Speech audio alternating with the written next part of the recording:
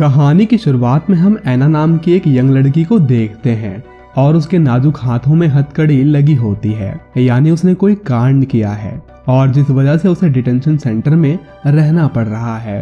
और वहाँ एक ओल्ड लेडी उसे उसके कमरे में छोड़कर आती है और यहाँ सभी लड़कियों को करने के लिए कुछ न कुछ काम मिलता है। और जिस रूम में ऐना थी उस रूम में और भी बहुत सी लड़कियां थी। अब ऐना की ड्यूटी किचन में काम करने में होती है। तभी यहाँ का डायरेक्टर जीन किचन में आता है और वहाँ वो एक लड़की से कहता है कि तुम्हारी बेल का इंतजाम हो चुका है। अब ऐना भी उनकी ये बात छुप कर सुन लेती है। अब कुछ दिनों बाद वहाँ जस्टिस मिनिस्टर विजिट करने आते हैं और सभी लड़कियों को उनका स्वागत करना था, इसलिए उन सबकी हेड उन सबको आज नए नए कपड़े देती है।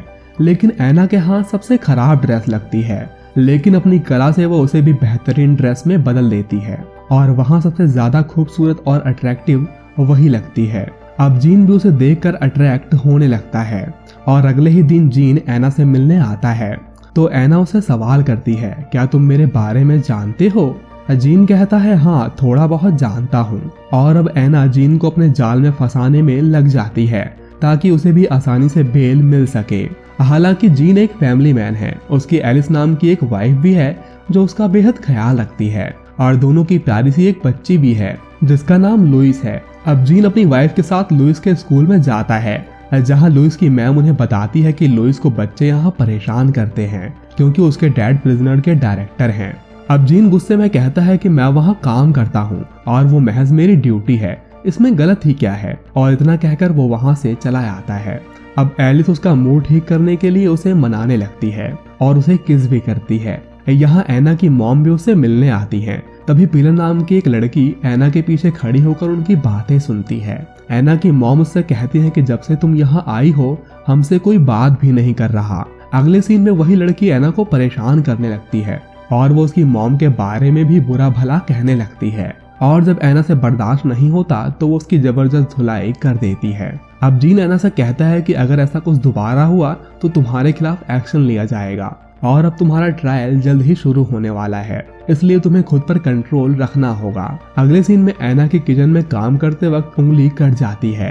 तभी एक लड़की उसके हाथ में बैंडेड लगाती है और उसे किस करने की कोशिश करती है, लेकिन ऐना उसे दूर करते हुए कहती है कि मैं यहाँ किसी पर भी यकीन नहीं कर सकती।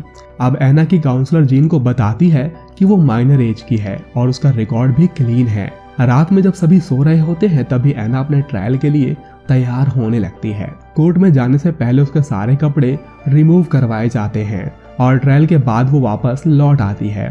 अब ऐना हेल्प के लिए जीन को लेटर लिखती है और जीन कहता है कि अपील करने पर तुम्हारी सजा 9 साल की हो जाएगी और उसके बाद तुम अपनी लाइफ आराम से जी सकती हो।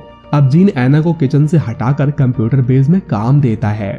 जीन को ऐना का काम बेहद पसंद आता है और उसी दौरान माउस चलाते वक्त वो उसके हाथ को भी टच करता है। प्रिजन में टीचर वहाँ पढ़ाने भी आया करते हैं जो उन्हें लव के बारे में बताने लगते हैं और यहाँ ऐना जीन के ख्यालों में ही खो जाती है। ऐना जब लाइब्रेरी में होती है तो वो जीन से कहती है कि मैं यहाँ से जाना चाहती हूँ और वजह पूछने पर वो जीन से कहती है तुम, और उसे एक लेटर देकर वहाँ से चली जाती है। लेटर में लिखा होता है कि मैं हर वक्त तुम्हारे बारे में ही सोचती हूँ और खुद पर कंट्रोल नहीं कर पा रही। उसी रात जब जीन परेशान होता है तो वो ऐना के पास जाकर उसे किस करने लगता है और उसे पूछता है कि क्या तुम अभी भी जाना चाहती हो, और वो ना में जवाब देती है। इसके बाद जीन और भी परेशान होने लगता है और रात में जब वो एलिस के साथ बेड में सो रहा होता है तो वो सपने में ऐना के साथ इंटीमेट होता है। अगले दिन एलिस भी वहाँ आई होती है क्योंकि वो वहाँ पेंटिंग की जॉब करती है और वो ऐना को एज अ मॉडल बिना कपड़ों के खड़ा कर देती है और एलिस नोट करती है कि जीन लगातार ऐना को देख रहा होता है और घर आकर एलिस भी ऐना की तरह ही बिना कपड़ों के उसके सामने आती है, लेकिन उसे ये जरा भी पसंद नहीं आता। नेक्स्ट डे जीन पिलर से कहता है कि तुम्हें यहाँ से जल्द ही शिफ्ट किया जाएगा, लेकिन वो कहती है कि अगर तुमने ऐसा कुछ किया तो मैं तुम्हारे कारनामे सबको बता दूंगी। यहाँ जब जीन ऐना से बात कर रहा होता है तो वो उसकी फैमिली के बारे में पूछने लगती है और कहती है कि मुझे एक बेबी भी चाहिए और वो जीन को धमकी देती है कि अगर तुमने मुझे धोखा दिया तो मैं तुम्हें जान से खत्म कर दूंगी।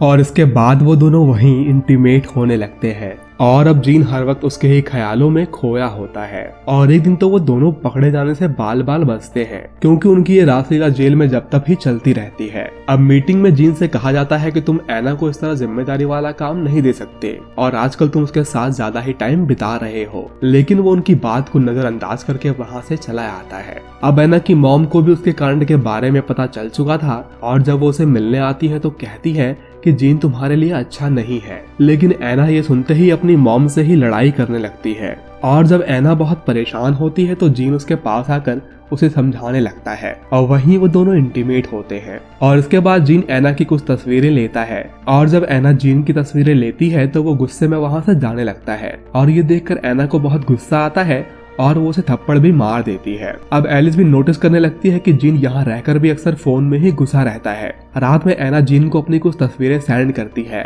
लेकिन एलिस सब देखने के बाद भी उसे कुछ नहीं कहती। रात में जब एलिस और जीन इंटीमेट हो रहे होते हैं उसी वक्त ऐना जीन को बार बार कॉल करती है और इसलिए एलिस गुस्से में फोन फेंक कर वहाँ से चली जाती है। यहाँ ऐना भी गुस्से में बहुत सारी पिल्स खा लेती है जिससे उसे हॉस्पिटल में भर्ती करवाना पड़ता है। और जीन जब उससे मिलने आता है तो उसके साथ ही उसके बेड पर सो जाता है। अब रात में जीन एक बार में जाता है और काफी ड्रिंक करने के बाद वो एक लड़की को ऐना समझकर उसके करीब जाने की कोशिश करता है, लेकिन उस लड़की का बॉयफ्रेंड जीन की पिटाई कर देता है और जीन वहां से चुपचाप लौट आता है। अब नेक्स्ट डे जब वो ऐना से मिलने जाता है तो वो लोग उसे मिलने नहीं देते और उसकी वाइफ को भी उनके अफेयर की खबर लग चुकी होती है, इसलिए वो भी उसे अपने साथ सोने नहीं देती। अब जीन पर इंक्वायरी बैठती है कि उन्हें एक लेटर मिला है जिसमें जीन और ऐना के अफेयर के बारे में लिखा हुआ है। जीन जब उसके बिना नहीं रह पाता तो वो खुद को एक कमरे में बंद कर लेता है। वो ऐना से मिलने की बहुत कोशिश करता है लेकिन वो नाकाम रहता है और आखिरकार वो ऐना की मॉम के बहाने कॉल करके उससे बात करता है